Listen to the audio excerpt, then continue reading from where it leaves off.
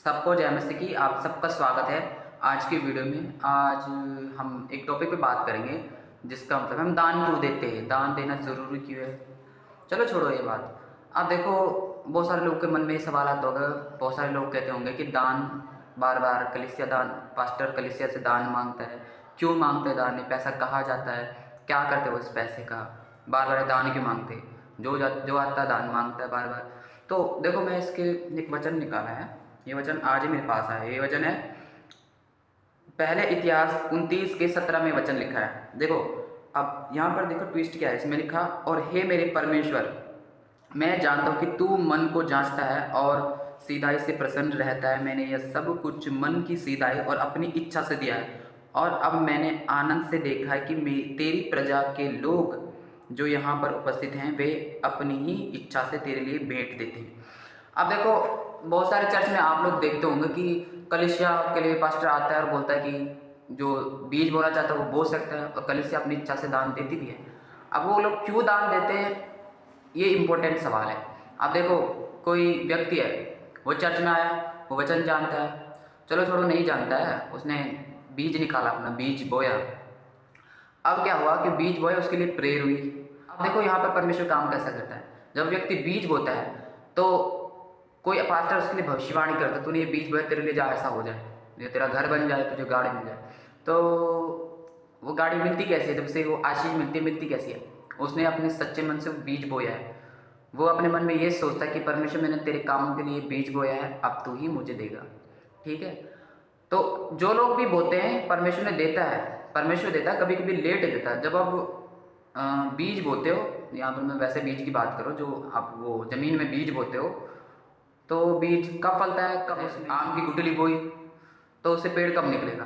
पैर उससे आम का छोटा सा एक तिनका निकलेगा, आम के पेड़ का छोटा सा तिनका निकलेगा, छोटा सा तिनका निकलेगा, और तिनका बढ़ेगा बढ़ेगा, जब साल हो जाएंगे तब वो बढ़ेगा।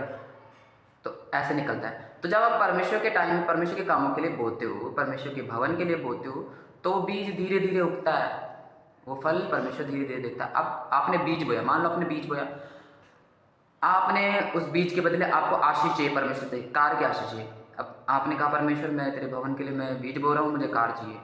अब परमेश्वर देखेगा कि आपने जो बीज बोया किस मन से बोया। पहले तो वो आपका मन चेक करेगा, आपने किस मन से बोया।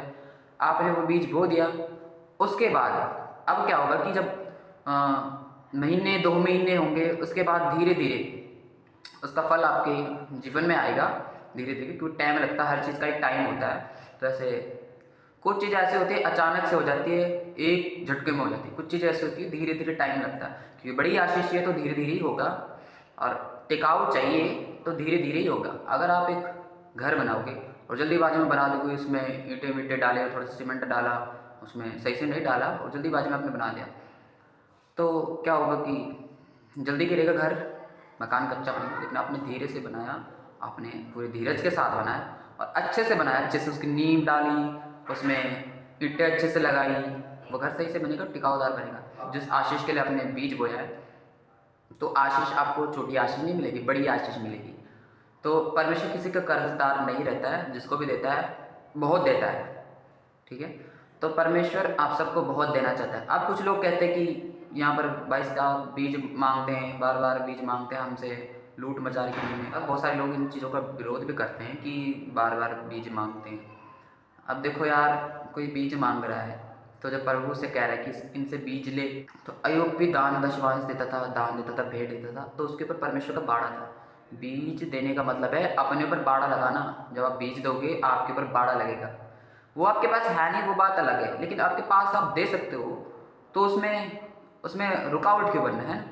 तो बहुत सारे लोग किसी की आशीषों का कारण बन जाते हैं, जो कहता है बीज दो परमेश्वर के कामों के लिए, तो परमेश्वर वो उन लोगों की आशीषों का कारण बन जाता है। और जो कहता है कि नहीं नहीं दो बीज, अपने लिए खाओ, तो शैतान भी ऐसे ही करता है। पहले तो शैतान रोकता है बीज बोने से, लेकिन जो लोग बीज बोते हैं परमेश्वर उनके जीवन में काम करता है। तो आप किसी की बातों में ना आए, बीज बोने से रुकिए मत, परमेश्वर आपके जीवन में काम करेगा। यहाँ पर भी लिखा है कि कलीसिया अपने मन से देती है। जो भी कलीसिया के लोग हैं अपने मन से बीज देते हैं। जब उन्होंने देखा कि इसका रिजल्ट हमें मिलता है, तभी उन्होंने बीज बोया है परमेश्वर के काम के लिए। कोई इतना बेवकूफ़ नहीं है कि ऐसे ही 50-60 हज़ार दे देगा। लोगों को तो चिड़ मचती रहती है कि पैसे लेता है लैंड के, इन चीज़ों के आप समझते हो। लेकिन कोई नहीं, परमेश्वर उनको आशीष दे, हम तो क्या ही कह सकते हैं उन लोगों के लिए। जब उन लोगों के जीवन में काम हो रहा है तभी तो वो लोग दे रहे हैं। इतना तो सोचना चाहिए उन लोगों को कि भाई जब उनके जीवन में जब परमेश्वर काम कर रहा है तो ही तो वो लैंड के लिए आते हैं। और उन्हें ज़बरदस्ती फोर्स नहीं किया जाता कि भाई तुम लैंड के पैसे दो। जब उनके जीवन में काम होता है तभी तो पैसे देते हैं। इतना तो सोचना चाहिए उन लोगों को, इतनी बुद्धि होगी उन लोगों की।